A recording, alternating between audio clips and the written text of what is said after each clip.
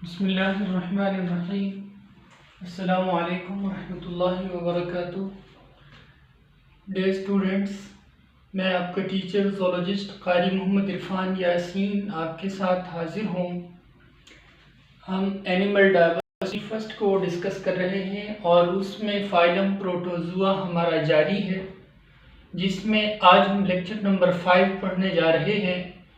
और आज के हमारे लेक्चर नंबर 5 का जो टॉपिक है वो प्रोटिस्ट्स प्लस प्रोटोजुअन टेक्सोनोमी, यानी प्रोटिस्ट्स और प्रोटोजुअन की जो क्लासिफिकेशन है कैसे की जाती है और हमारी ओल्ड क्लासिफिकेशन कौन सी है और उसको आजकल यूज़ ना करने की रीज़न क्या है और हम मॉडर्न क्लासिफिकेशन किस बुनियाद पर करते हैं और कौन कौन से मॉडर्न ग्रुप्स में मॉडर्न क्लासिफिकेशन में रूल्स को अपनाया जाता है, ये सारी चीज़ें आज के लेक्चर में डिस्कस की जाएंगी।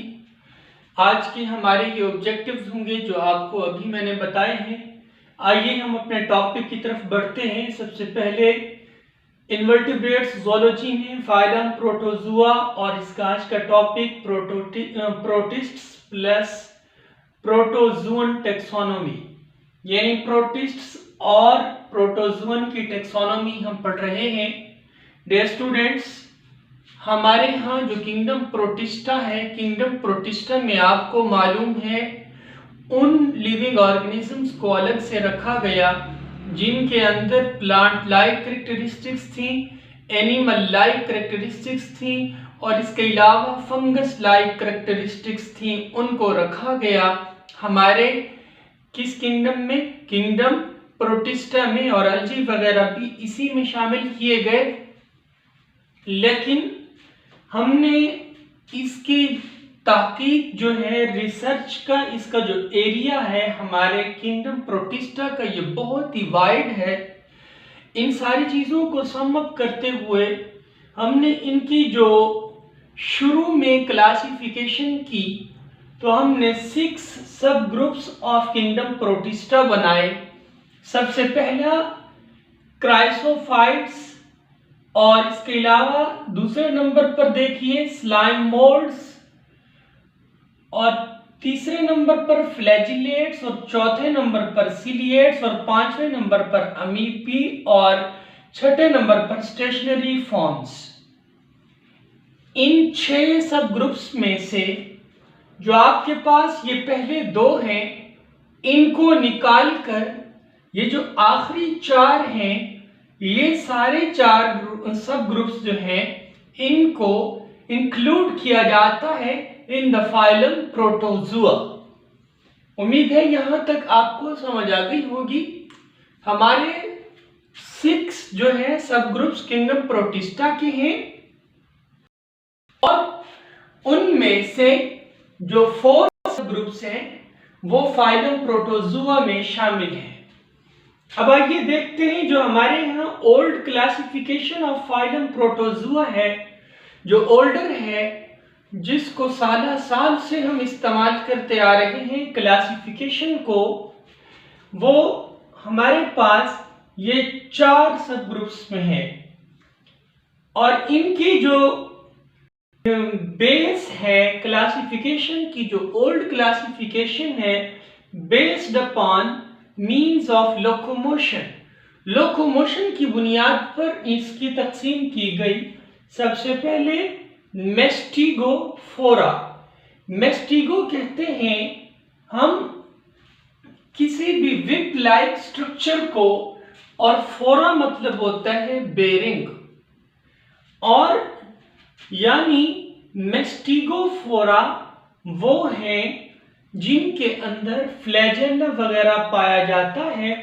इसके बाद दूसरे नंबर पर जिसकी बात की हमने, इनको सीलियोफोरा, सीलियो मतलब सीलिया और फोरा मतलब बेरिंग, यानी इनके अंदर सीलिया की मौजूदगी है।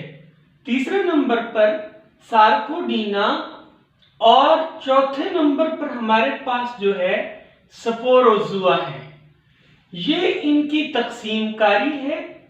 और सार्कोडीना, सूडोपोडिया वगैरह जिनमें मौजूद है उनको हम सार्कोडीना ग्रुप्स में शामिल कर लेते हैं। हमारे पास इस वक्त ये जो तकसीम है, इस तकसीम को हम old classification of phylum protozoa बोलते हैं। सार्कोडीना में अमीबा वगैरह जैसे जो ऑर्गेनिज्म है उनको शामिल कर दिया जाता है। इसके बाद स्पोरोजोआ की बात करते हैं। या सेसाइल फॉर्म्स या स्टेशनरी फॉर्म्स इनको बोलते हैं, यानी ये मूवेबल नहीं है, ये स्टेशनरी हालत में होते हैं। तो ये चार हमारे सब ग्रुप्स हैं डियर स्टूडेंट्स, ये ओल्डर क्लासिफिकेशन के मुताबिक फाइलम प्रोटोजोआ में मौजूद है। अब साल से हम इसको इस्तेमाल कर रहे हैं, लेकिन अब इससे अवॉइड किया जाता है। और 2005 में इंटरनेशनल जो कांग्रेस ऑफ ज़ूलॉजिस्ट हुई और उन्होंने इसकी जो पहले वाली तकसीम कारी थी उसको अवॉइड करने की राय दी। उसकी वजह ये थी, इंटरनेशनल सोसाइटी ऑफ प्रोटिस्टोलॉजिस्ट ने 2005 में एक नई स्कीम ऑफ क्लासिफिकेशन पेश की। वो ये है जिसे हम कहते हैं मॉडर्न क्लासिफिकेशन या सुपर ग्रुप्स फाइलोजेनी।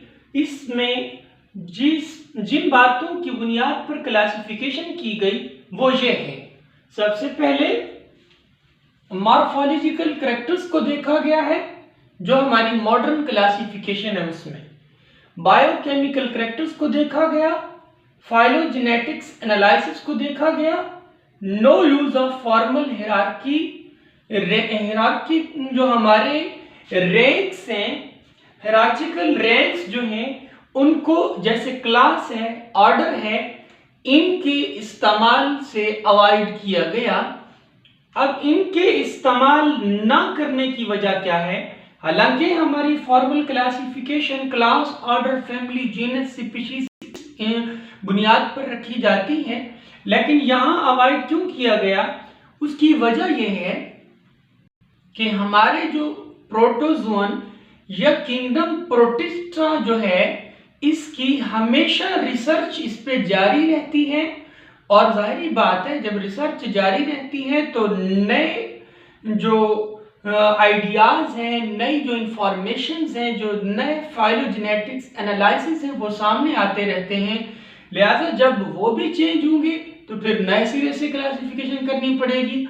लिहाजा इस चीज से बचा गया है कि क्लास, ऑर्डर, फैमिली और जीनस, इन चीजों को हमने डिस्कस नहीं किया, बल्कि हमने सुपर ग्रुप्स बनाए जो हमारे पास इस वक्त 4 हैं। मैंने एक हिंट की सूरत में आपको दे दिए, EARC, EARC, EARC। अब EARC मतलब क्या है? E से एक्सकैवेटा और A से अमीबोजुआ और तीसरे नंबर पर राइजेरिया और चौथे नंबर पर जो है हमारे पास क्रोम एल्वियोलेटा।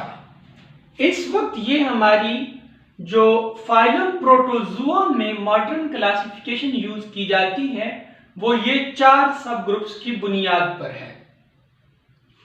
अब इन 4 ग्रुप्स को नाम देने की भी एक खास वजह है। सबसे पहले एक्सकैवेटा। कैवेटा मतलब ग्रूव को कहते हैं।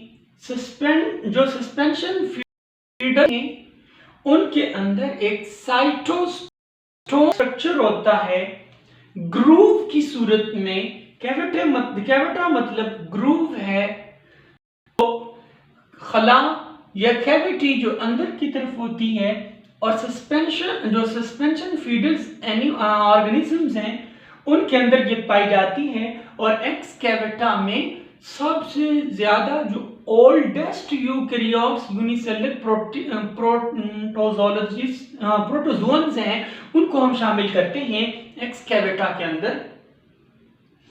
और इनके निशानी क्या है? ग्रूव लाइक स्ट्रक्चर होता है। इनका साइटोस्टोम है जहां से ये फीडिंग करते हैं, इस वजह से इसका नाम एक्सकैवेटा रखा गया।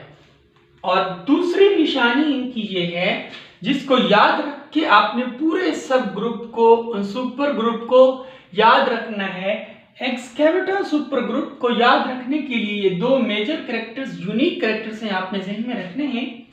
फ्लैजिलेटेड होते हैं ये, यानी एक्सकैवेटर में, यानी इस सुपर ग्रुप में जितने भी ग्रुप्स हैं वो सारे फ्लैजिलेटेड होंगे और उनका फीडिंग जो कैरेक्टर है, जो साइटोस्टोम जिसको हम बोल रहे हैं, वो क्या है, ग्रूव लाइक है। इसके बाद दूसरे पर चलते हैं। दूसरा सुपर ग्रुप हमारे पास जो है वो है अमीबोजुआ। अमीबोजुआ को अमीबोजुआ कहने की वजह क्या है? अमीबा प्रोटियस, ग्रीक्स जो हैं इनके यहाँ ये प्रोटियस एक देवता को कहते हैं, यानी ऐसा देवता जो अपनी शक्ल को बदलता रहे, मुख्तलिफ शक्लों में वो अपने आप को इजहार कर सके। क्योंकि अमेबा इनको ऐसी सूरत में नजर आया क्योंकि इसकी एक शेप नहीं थी, कभी ये किसी शेप में होता था, कभी किसी शेप में होता था। इर्रेगुलर शेप होने की वजह से इसके सूडोपोडिया की मूवमेंट जो है उसकी वजह से इसको अमीबोजुआ इस सुपर ग्रुप को कहा गया। इसके बाद आगे बढ़ते हैं हम। तीसरा सुपर ग्रुप है राइजेरिया। ग्रीक जबान का लफ्ज राइजा से निकला है जिसका मतलब होता है root. Needle like fine pseudopodia होते हैं राइजेरिया के अंदर। लेकिन एक बात याद रखिए कि अमीबोजुआ में सूडोपोडिया बड़े साइज के होते हैं और थिक होते हैं, इसके अंदर नीडल लाइक फाइन सूडोपोडिया होते हैं, इसलिए इसके नाम में राइजेरिया आने की वजह भी यह है। राइजा मीन्स रूट्स, जैसे जड़ें होती हैं पतली पतली, उस तरह से इनके सूडोपोडिया होते हैं। ये हमारा तीसरा सुपर ग्रुप था। चौथे की बात करते हैं। चौथा हमारे पास सुपर ग्रुप जो है ये क्रोम एल्वियोलेटा है। इसके ये नाम रखने की वजह क्या है कि क्रोम नाम लिया हमने कि हम ये कंसीडर करते हैं, हमारे जो प्रोटोजोलॉजिस्ट हैं वो ये कंसीडर करते हैं कि it is derived from the red algae group Chromista, तो इस वजह से ये नाम क्रोमा लिया गया।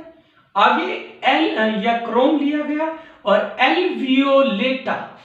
एल्वियोलेटा का मतलब, एटा का मतलब है रखना, बेरिंग, और एल्वियोलाई कहते हैं सैक को, थैले को।